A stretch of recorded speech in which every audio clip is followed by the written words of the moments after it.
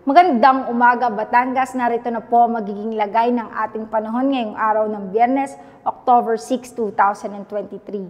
Si Bagyong Jenny nga po ay nasa labas pa po ng ating Philippine Area of Responsibility. Ngayon po ay wala ng tropical cyclone wind signal sa ating bansa dahil sa tuluyan ng lumayo itong si Bagyong Jenny. At kaninang alas 4 ng madaling araw ay huli itong namataan sa 385 km west-northwest ng Itbayat, Batanes.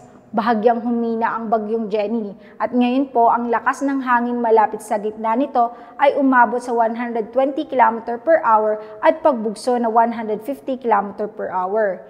Inaasahan po natin ito'y kikilos palayo sa ating bansa sa bilis na 10 km per hour. Samantala, meron tayong binabantayan na isang low pressure area na may posibilidad na maging bagyo, na nasa labas ito ng Philippine Area of Responsibility, nasa layong 1,950 km silangan ng Luzon.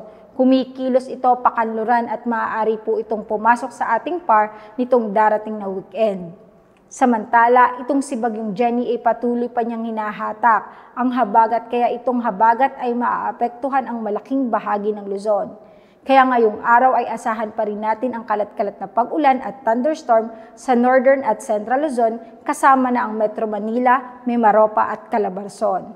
At para naman po sa magiging lagay ng panahon dito sa Batangas ay makakaranas ng minsanang maaraw papunta sa bahagyang maulap hanggang sa maulap na kalangitan na may mataas na tsansa ng mga pag-ulan, pagkulog at pagkidlat lalo na sa bandang hapon hanggang gabi. Sa hilagang parte ng Batangas ay may 72% tsansa ng pag-ulan.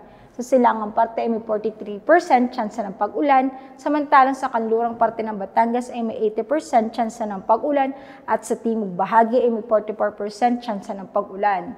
Kaya paalala po natin sa ating magigiting na kabataan na magdala ng pananggalang sa init at sa mga posibleng pag-ulan. Samantala po, wala pa rin pong nakataas na gale warning sa probinsya ng Batangas. Ang magiging agwat ng temperatura ngayong araw ng Biyernes ay nasa pagitan ng 26 to 30 degrees Celsius. Si Haring Araw ay sumikat kaninang 5:46 ng umaga at lulubog mamayang 5:42 ng hapon. Lagi po nating tatandaan, ligtas ang may alam. At tulad ng laging paalala sa atin ni Governor Mandanas, laging maging handa, ingat at magiting. Mula po dito sa Batangas Provincial Disaster Risk Reduction and Management Office, ako po si Reverend Nantasida nag-uulat. Magandang umaga po.